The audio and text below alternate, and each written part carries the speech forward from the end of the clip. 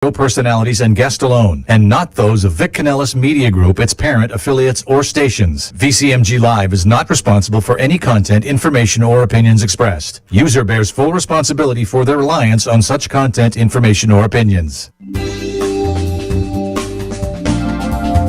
Welcome to Ask the Experts radio show, proudly sponsored by board-certified family law attorney Tina Lewert of Lewert Law, LLC.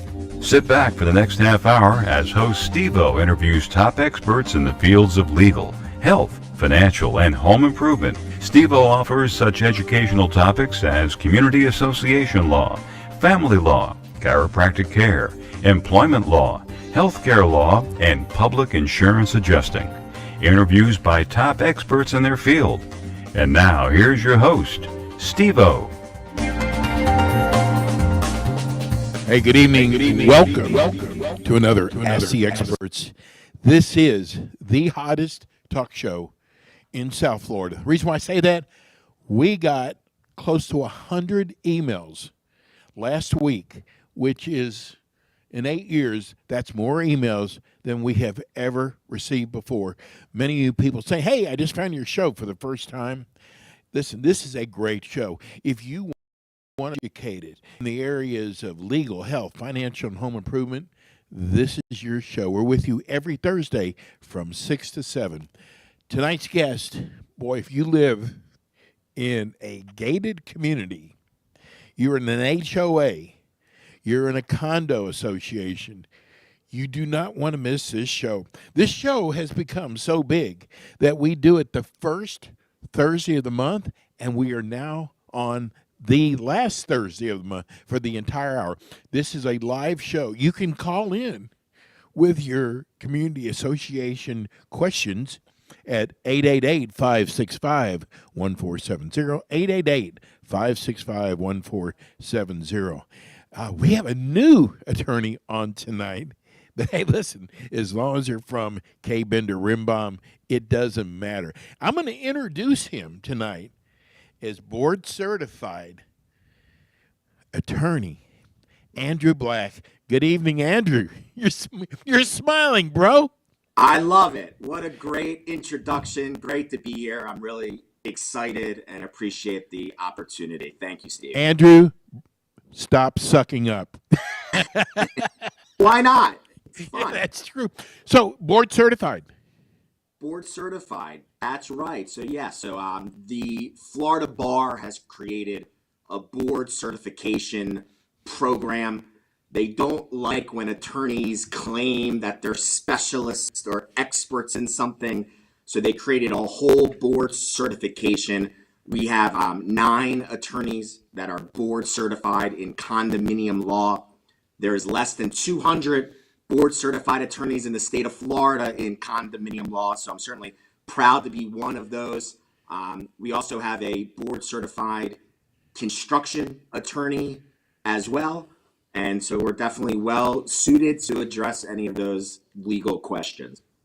You know what this means, though? I can call you an expert and do it legally. Absolutely, and I love it. We worked hard for it. We had to go to I know you do. Take a test. I mean, it was like.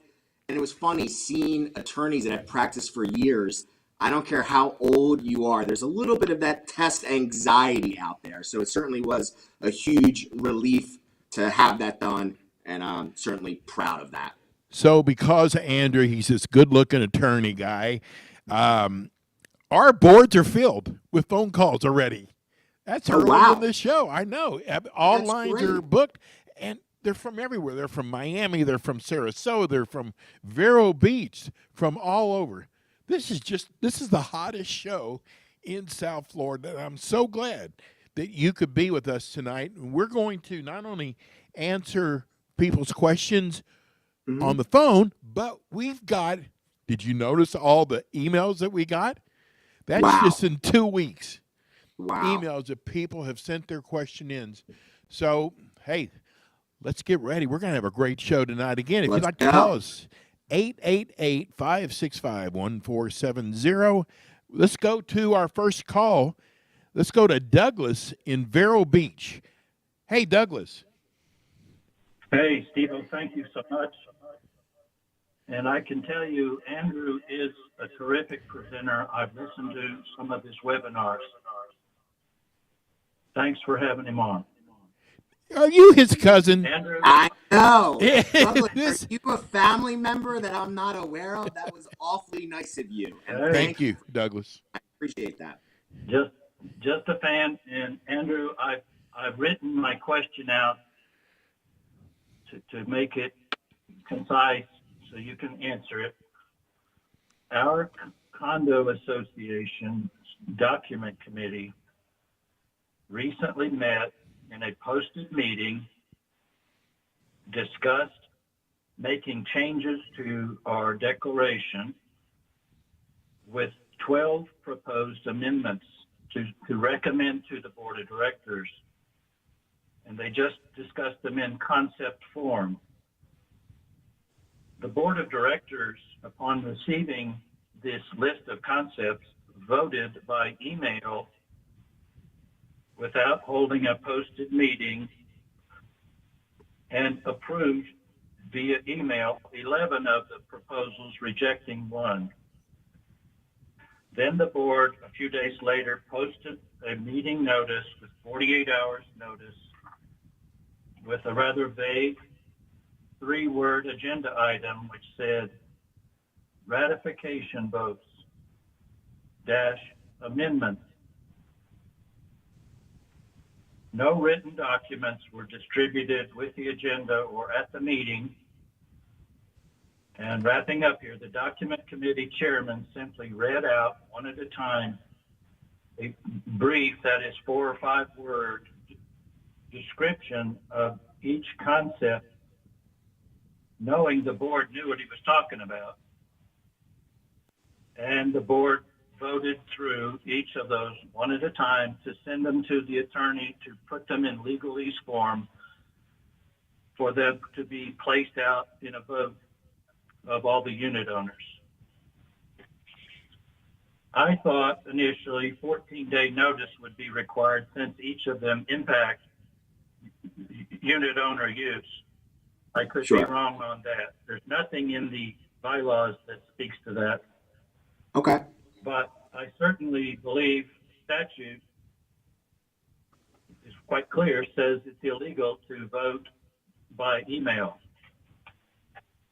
And I'm uncertain as to the viability of these amendments if they get put out before the voters because of the flawed process that was followed.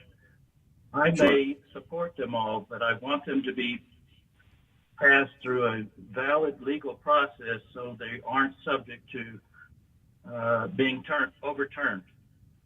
Could you please comment on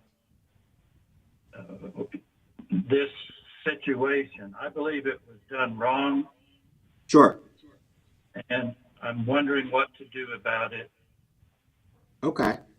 Well, you certainly asked a multi-layered question, so let me try to address, I think, the 3 main points that you brought up.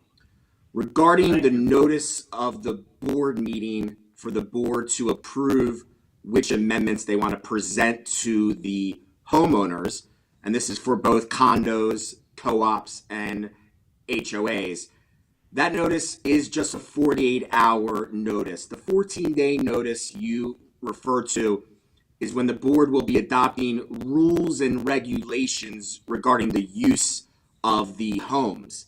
Here it sounds like they were just approving which amendments they want to send out to the owners for the owners to ultimately vote on. So I don't really have much of a legal issue with the 48-hour notice. Regarding the process, you mentioned the word ratify, which is just a fancy word. That's a concept in corporate law, which essentially means approving something after the fact. So you're 100% right. Board members should not be voting on substantive issues via email, and there's statutory language that prohibits that. It's not unheard of that sometimes housekeeping or administrative choices need to be made, and it wouldn't be improper for the board to ratify it at the duly noticed board meeting with the minutes reflecting that.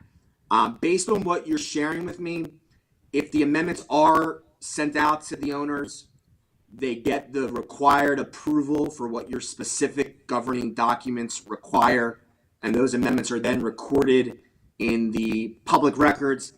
My humble opinion is that the process ultimately would be viewed okay. It might not have been the cleanest or the most preferred way as far as them initially saying via email which ones they wanted, but at the end of the day, I don't see any really significant, legal concern that a court or a judge would overrule those amendments that were approved by the homeowners. Okay. Well, Andrew, I accept and appreciate your opinion very much.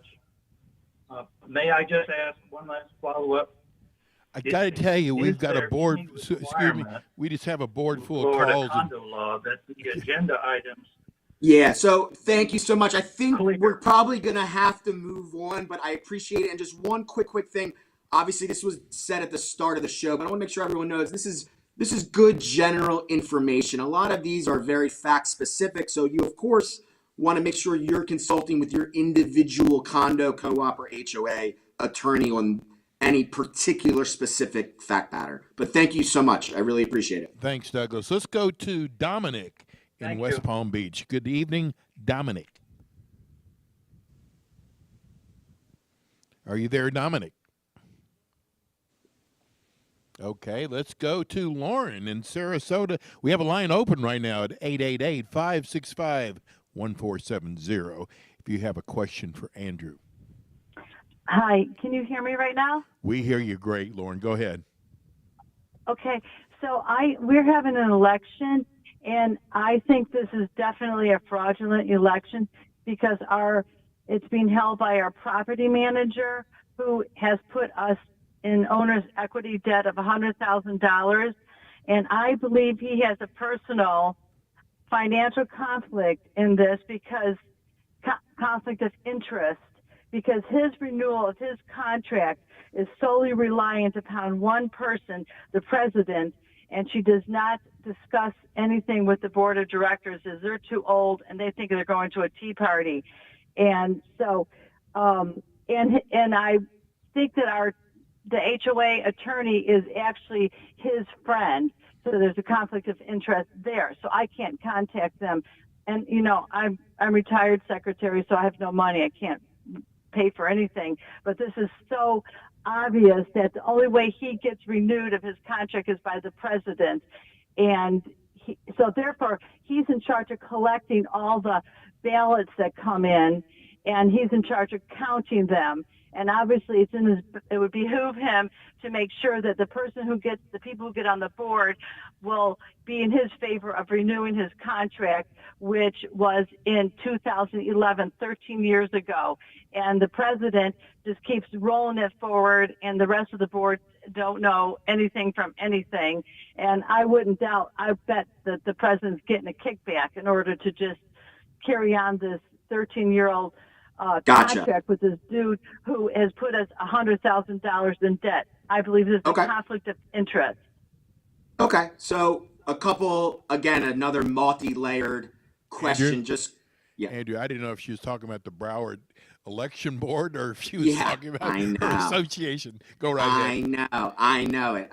Florida is famous, or infamous, I should say, with election stuff. The first thing, and this is just a general piece of advice, there may be some funny business going on, but I generally advise people, you don't want to allege, that someone's taking a kickback or taking money without really solid evidence of that. Right. So that would just be my first point. My second point is all of the voting materials, the ballots, the proxies, the sign-in sheets, that's all part of the official records of the association, whether it's a HOA, condo, or co-op, that must be maintained for at least 1 year. So if there's any issue with, perhaps they weren't tallied right, certainly owners have the ability to have access by submitting a written request to have access to copy those official official records. And if you think there's, an election problem and election challenge, make sure one's filed within 2 months of when that election was held. Regarding the president sort of rubber stamping everything, ultimately, just because someone's a president, it's a majority of the board who has the authority to hire vendors or renew vendors. No sole board member on his or her own has that unilateral authority. And finally, it sounds like you do have a lot of, perhaps bona fide concerns with the way things are run. From a practical perspective, my experience is sometimes the best route, certainly if you don't have the funds to perhaps hire your own attorney, is to inform the other owners of what the factual history is, to explain to them why, in your mind, the best course of action perhaps is not to re-elect the same board. And oftentimes, that is a way to get to where you want to go. If all of that does not work and the same board's elected and you're able to get a majority of all of the owners to agree, there is a recall process that the owners have. You can recall and remove members of the board from serving with or without cause. So you don't even need to prove that they did anything wrong. You just need to get majority support. So I wish you the best of luck, and hopefully things smooth out for you. Thank you, Lauren. Okay, hey, we got to thank go you. to I break appreciate right now. We got to go to break. Where would I file that complaint? You said file it within 2 months. Sure. The state of Florida, the Division of Florida Condominiums, they have jurisdiction over both homeowner association elections and condominium elections. So I wish you luck. Thank you kindly. Thank you, Lauren. Thank you very much. We're going to go to break right now. We come back, we'll have Barry from Miami. This is the Ask the Expert Show. We're with you every Thursday night. We're sitting here with board certified Andrew Black of K. Bender Rimbaum. We'll be right back.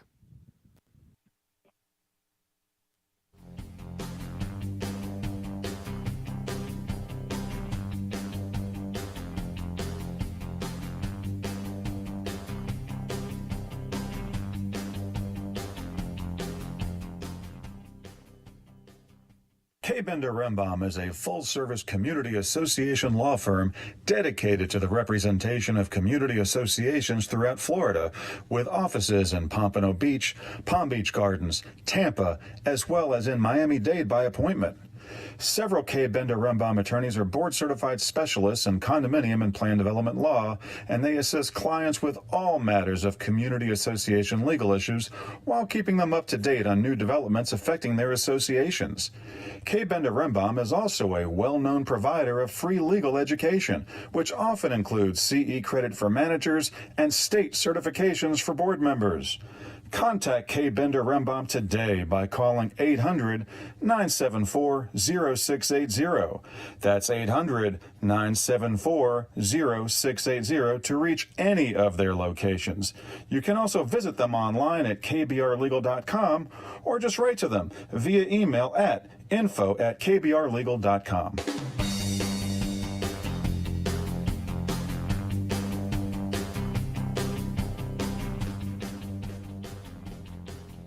And we're back. This is the Ask the Expert Show with you every Thursday from 6 to 7 p.m. We've been doing this now for 8 years now on 1470 AM, 96.9 FM, 95.3 FM, and iHeart Radio.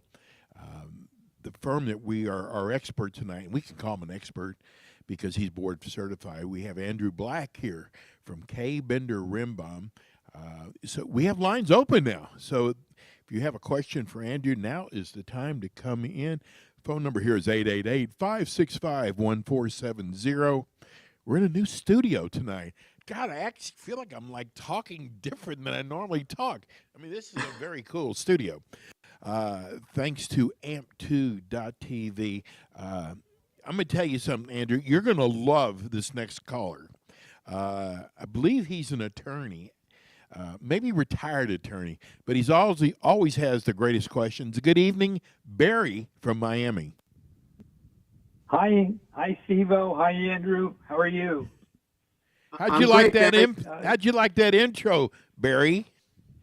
I loved it, but all I have to say is that Andrew gives awesome webinars, and Steve-O, you have a terrific program. Checks in the mail, Barry.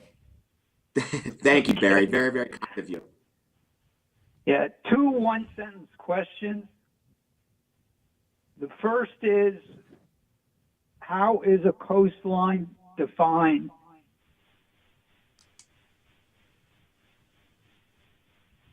Okay, I'm not I'm not sure I have a one line answer for that. I know this was a topic. You're talking about the new Senate Bill 4D, obviously, and likely regarding the milestone inspections. And if you're within 3 miles of a coastline, you've got that 25-year time frame. I know this was a topic to get all those terms defined. I don't have the exact term off the tip of my tongue. Hopefully, that's one of the issues that will get flushed out. Okay, and my second question: if somebody has an underground parking garage and it is a concrete floor, and from the floor to the ceiling is 11 feet, is that a story? Right. So you asked another great question regarding a defined term regarding the new Senate Bill 4D. And as far as, the buildings that it applies to are 3 stories or higher. So obviously that begs the question, the definition of the story. And there's language, I believe, in the Florida Building Code that addresses it. But I do share, if this is where you're going with it, I do share that the new bill could clarify a bit the precise definition to avoid any vagueness or uncertainty regarding that type of fact pattern that you just spoke about. And not to plug our firm, but Jeff Rembaum, the partner that heads our Palm Beach Gardens office, I believe he's just wrapping up a article that will hopefully be put out definitely on our website. I believe it'll be in the Florida Community Association Journal that addresses some of these areas in the new Senate Bill 4D that hopefully will be cured in the next legislative session. So Barry, you're drilling down on some great stuff, and hopefully we'll get all this clarified so we all can get clear on these things. Okay, thanks, and keep up the Barry. good work. Thanks, Barry. Okay, I got to do this to you. In a way, I kind of hate to do it, but I get the emails, Andrew, and I got to tell you, I don't even know if condo owners, people, HOA members bring this up, but I got to tell you, there's a lot of residents out there who are, we're in our demographics here. We have an older demographics here. And I got to tell you, people are scared. They're scared because homeowners insurance is going up. The more companies that go out of business, the higher their insurance goes up. They're afraid about their property values going down. They're worried, really worried about these new laws that are going into effect and the reserves, the way they're going to be handled, and how are they going to afford to live there anymore. Do you have any words that might make someone a little bit happier? Because they're really worried, Andrew. They really are. Yeah, and it is. It's a very serious matter. I would say the new safety bill, that Senate Bill 4D, is probably one of the most significant pieces of legislation that's impacted Florida. I know we've spoken about it, other colleagues on your show. Our firm's given dozens of presentations on it. And the bottom line is there is some cause for owners to be aware. Whether they should be worried or not, I'm not sure. But I do think it is certainly likely that the cost of being an owner in a co-op or a condominium, certainly 3 stories or higher, it will invariably increase. It just will. That horrible tragedy that happened when the condo collapsed, we all knew that there was going to be some changes to the laws to try to hopefully not have a fact pattern where an older, aging high rise where they had an association kick the can down the road, right? And not spend the money, not reserve enough to get these required structural repairs done. So, yes, they're as the law stands right now, condos and co-ops, January 1, 2025 will not be able to waive the funding of those reserve funds. Reserves are just those rainy day money that condos and co-ops set aside. God forbid there's an act of God and something happens, the building has money, or they don't have to special assess. There's that pot of money available to them. So, I do think all boards, if they haven't already, should start planning now to do a absolute careful look at what their financial health is, to start meeting with the engineers, start meeting with your attorney, getting your ducks lined up, so you're prepared for the likely increase in regular assessments, and there could be certainly some communities may have special assessments as well. Are there enough engineers in the state of Florida to handle all this work that's going to have to be done? It's a great question. The consensus is somewhat split. You speak to a handful of people, they think there will be. I think the knee jerk, and certainly my intuition is, it seems like, wow, that's going to be tough for all of the engineers to handle all of the visual inspections. If there's more destructive testing that needs to be done, it certainly seems like that may be one of what we call the unintended consequences of this new bill, right? Where all of the intent was great. We want to ensure that associations, that the residents are protected, that repairs are being done, that reserve monies are set aside. But unfortunately, there's always unintended consequences. One of them is, practically, will there be enough qualified professionals, qualified engineers to do this? The fact of the matter is, it remains to be seen. We have to hope that there will be. If not, certainly the lobbyists and the people in Tallahassee are going to have to be made aware of that. So there could be maybe some adjustments going forward. Okay, if you've got I get people email me and said, we always try to call into your show, but the lines are always busy. Well, guess what? Now's the time to do that now. You can call us right now at 888-565-1470 if you got a question for Andrew. We're going to start going to questions that you have written into us, and we'll get Andrew's opinion. But if you'd like to call, 888-565-1470. Your firm does, I believe it's called Ask the Lawyer, and I've been to several of them, and it's funny because there's usually about 50 or 60 people there, and they bring their question in, but then they hear others ask their questions. All of a sudden, they got 10 more questions. So absolutely, you might have a question now, and I would love for you to call and ask Andrew. 888-565-1470. Hey, let's go to our friends, our listeners who have taken the time to write in, and let's start with Jazz in Fort Lauderdale. He says, our association has 3 phases, each independent of each other. We have only one website.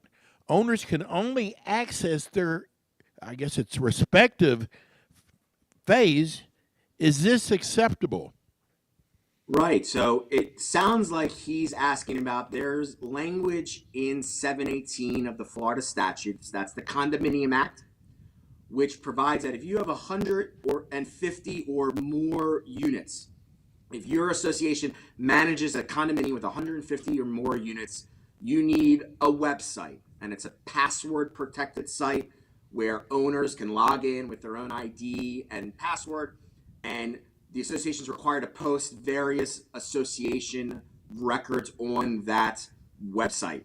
It sounds like this might be a multi-condominium without getting too complicated. That means where there's one corporation, one association, one board, and that association manages multi-condos.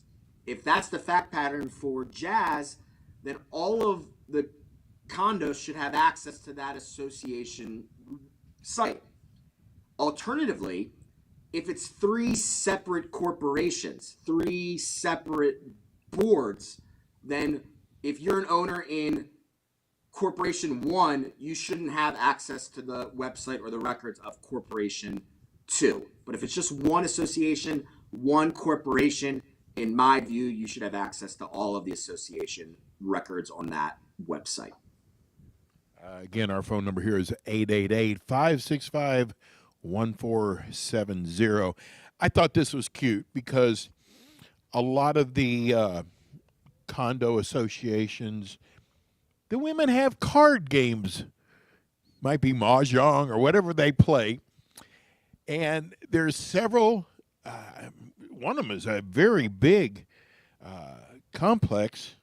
I'm not going to say the name of it, but they have 60 women who play cards every Tuesday, and they listen to your show. They That's have great. it piped in into the card room. So her name is Connie. She's in Deerfield. She says, love your show.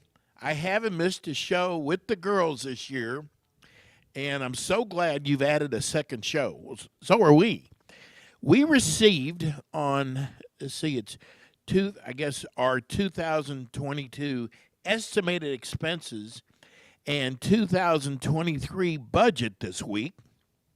It does not show all the checks that were written, paid in 2022 of this year, thereby showing we're under budget instead of over budget.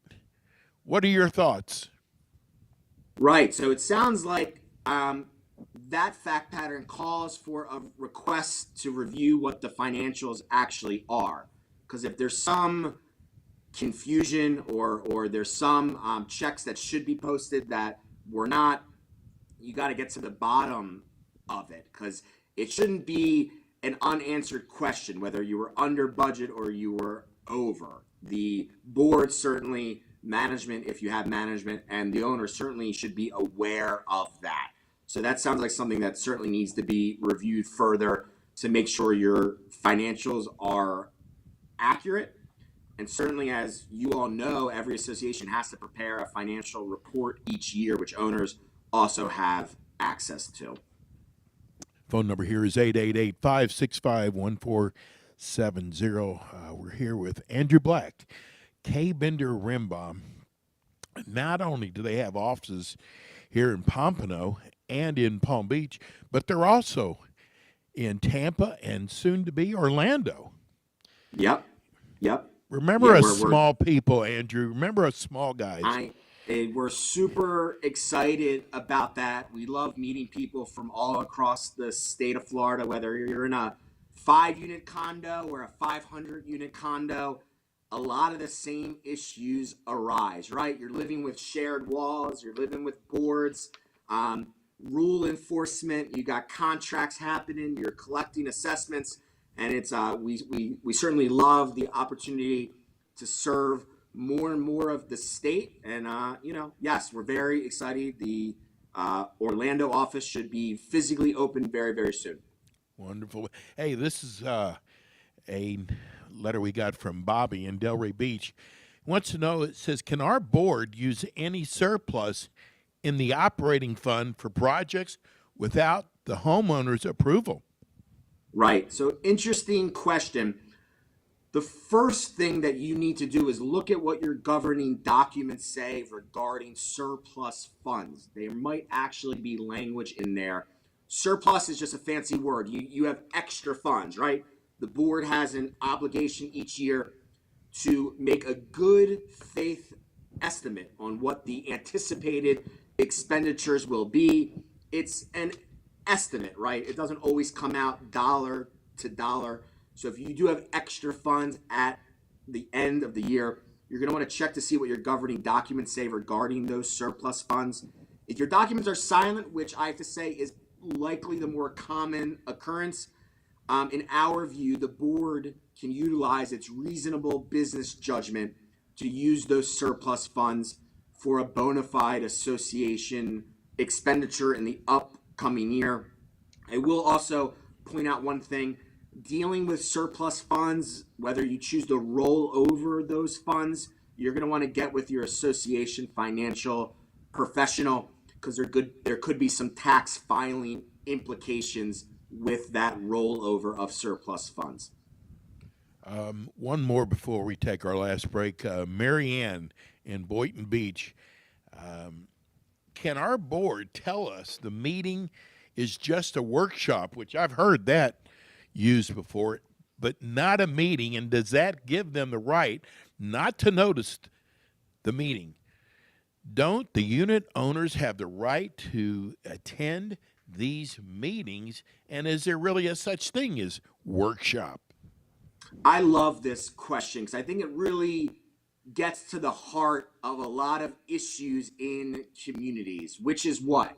Transparency, right? Oftentimes, a common complaint you get from owners is that they don't know what's happening.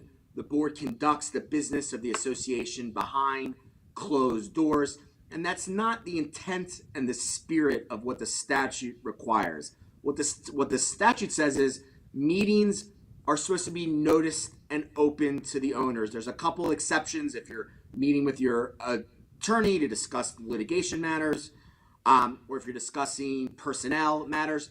But besides those exceptions, meetings should be open to owners. Now, that's when a quorum of the board, so quorum is a fancy word, just means a majority of the board. If there's a majority of the board and they're making decisions for the association, they're conducting the business of the association, that should be a meeting that's open to the owners. And I usually tell my boards, they know deep down if they're meeting behind closed doors. They know if they're essentially just rubber stamping things at the open board meetings that were really decided before they got there. And that's not what the law wants. That's not what the law is intended for. So my guidance to boards are, you want to be cautious about holding these gatherings under the workshop guise. Having said that, the case law in Florida is not crystal clear on this. So it's not like there's one case we can point to where a judge has ruled the physical presence of a quorum of the board is illegal. And I'll give you a quick fact pattern. Let's say your board is five. You have 5 members of the board. Quorum would be 3. You have 2 hanging out by the pool. If a third member of the board just pulls up a chair for a minute and just comments, I think we need to pressure wash this deck. Well, you have a quorum of the board.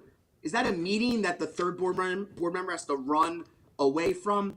Probably not. That's probably an overly aggressive interpretation. So, it's better to be conservative, but, you don't want absurd results either. So. Okay, let's, we're here with board certified Andrew Black. Andrew, can you give us the number at the office?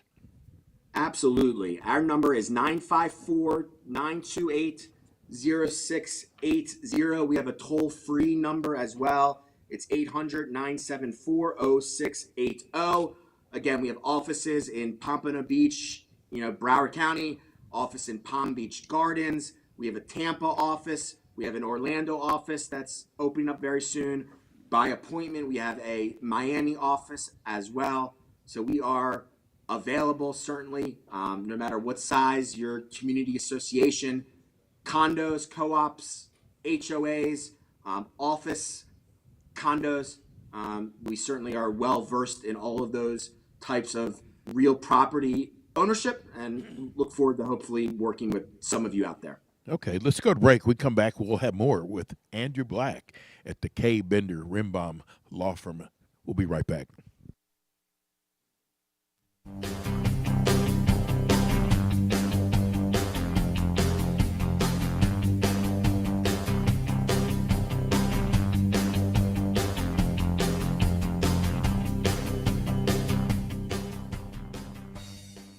K. Bender Rembaum is a full-service community association law firm dedicated to the representation of community associations throughout Florida, with offices in Pompano Beach, Palm Beach Gardens, Tampa, as well as in Miami-Dade by appointment. Several K. Bender Rembaum attorneys are board-certified specialists in condominium and plan development law, and they assist clients with all matters of community association legal issues while keeping them up to date on new developments affecting their associations. K. Bender Rembaum is also a well-known provider of free legal education, which often includes CE credit for managers and state certifications for board members. Contact K. Bender Rembaum today by calling 800-974-0680. That's 800-974-0680 to reach any of their locations. You can also visit them online at kbrlegal.com or just write to them via email at info@kbrlegal.com.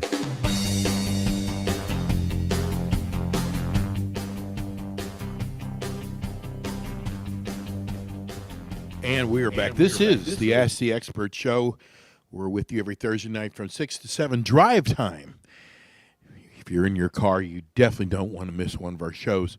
Tonight we have the K. Bender Rembaum Community Association law firm. I can say this. They're one of the largest law firms when it comes to condo and HOA law. Let's go to the phones. Let's go to Lynn in Hillsborough Beach. Hey, Lynn. Yes. How are you doing tonight? I'm doing great, thank you. Good, bud. Got a question for Andrew? I do. Recently, maybe I should turn off my radio. Please. Okay. Recently, our association amended the bylaws to include requirement that the owners had to replace their windows and sliding glass doors because our insurance rates were going to double. And I'm wondering, am I required as an owner from 1995 when I purchased to replace my windows and doors before they changed the bylaws? That's my question.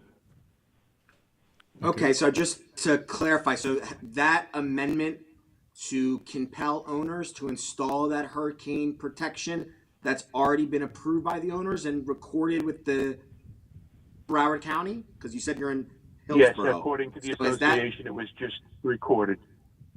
Okay, and that amendment requires owners to install code-compliant hurricane protection? Yes, it requires the owners to install hurricane windows and sliding glass doors that meet the up-to-date current code. Sure. So so that's not an uncommon amendment. We've actually assisted some of our clients with implementing that. If the amendment was properly approved by the owners, there's a presumption under Florida case law that it's valid and enforceable. So if the amendment requires current code compliant hurricane protection and you do not have it, in my view, that is something the association could enforce. Even though you've been an owner for a long time, there's a Florida Supreme Court case that holds that the governing documents had an amendment provision in them when you bought, which essentially put owners on notice that the governing documents could be amended in the future. So if this hurricane protection amendment was properly done, it's certainly something that the association could enforce. Okay, now if a person has difficulty of a financial hardship, is there something that can be done with respect to that? Not replacing the windows, or are they going to come in? Yeah, I mean, that's certainly something that particular owner would need to raise with their particular board to see what type of perhaps financial accommodations could be done.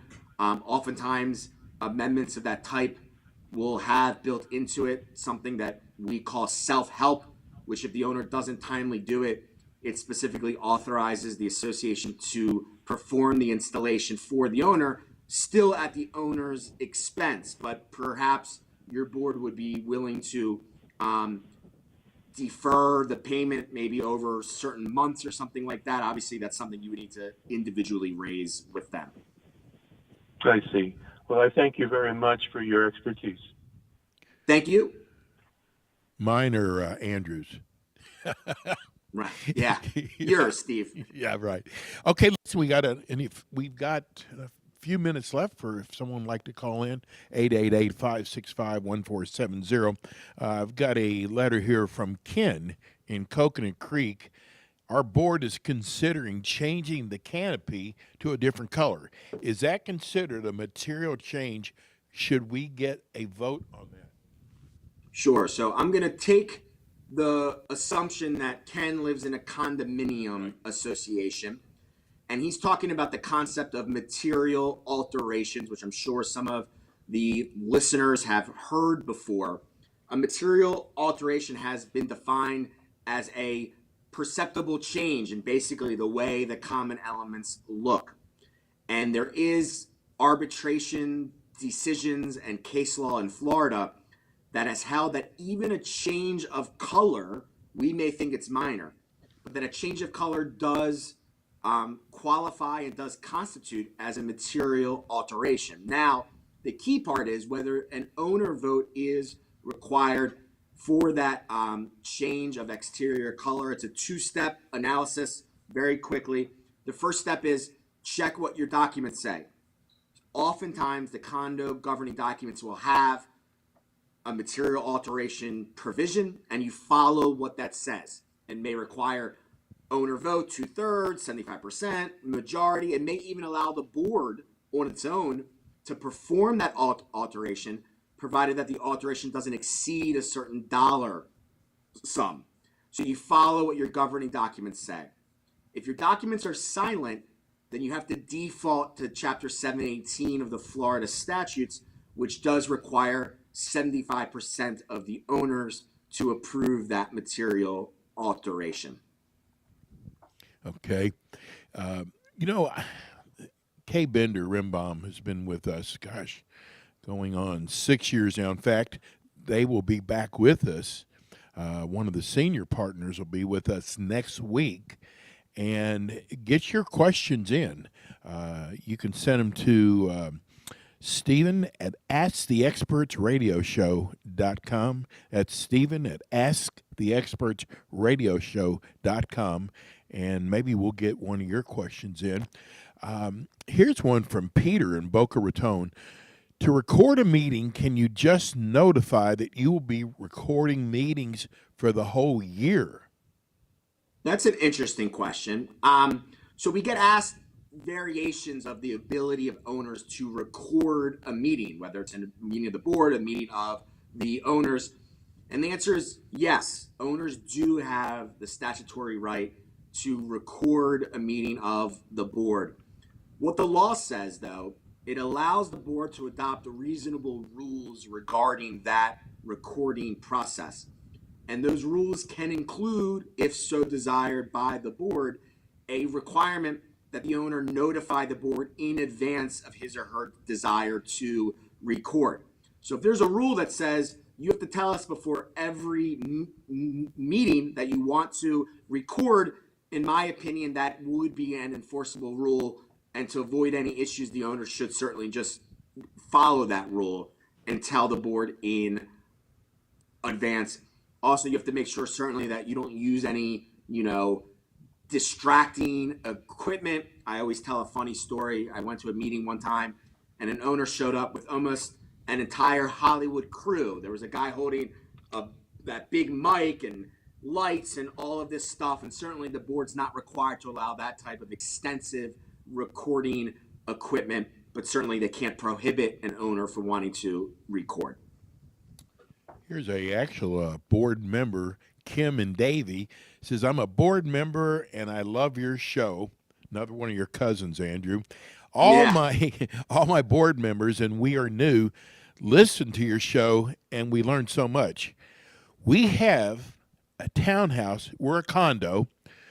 Are we, I guess writing is kind of difficult. Are we responsible for the new roof repairs? Our roof is 30 years old. Is a 30-year-old roof, is it, I guess, insurable?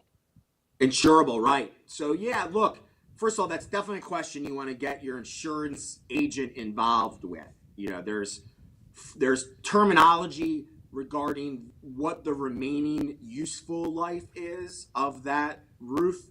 Oftentimes you hear 30 years. Whether the carrier will, whether you can get a policy on it, I mean, that's up to the underwriter, obviously. I would suspect that it probably is insurable. But if it's that old and you're on your board, you need to make sure that all the maintenance and repairs are timely done if it's the association's obligation. I will share with you, attached townhomes don't always have the same maintenance allocation between the association and the homeowners. So you need to check your governing documents on who repairs what. Some attached townhomes, they say the association repairs all of the exterior, but not all of them do. So you want to make sure you're fully aware of that. Well, I got to tell you, the show always goes by so fast. And Andrew, we hope that you will be back again with us. It's been a fun hour. The name of the firm is K. Bender Rimbaum. Can you give everybody the phone number again? Sure. It's 954-928-0680. Our toll-free line is 800-974-0680. Look forward to hearing from some of you.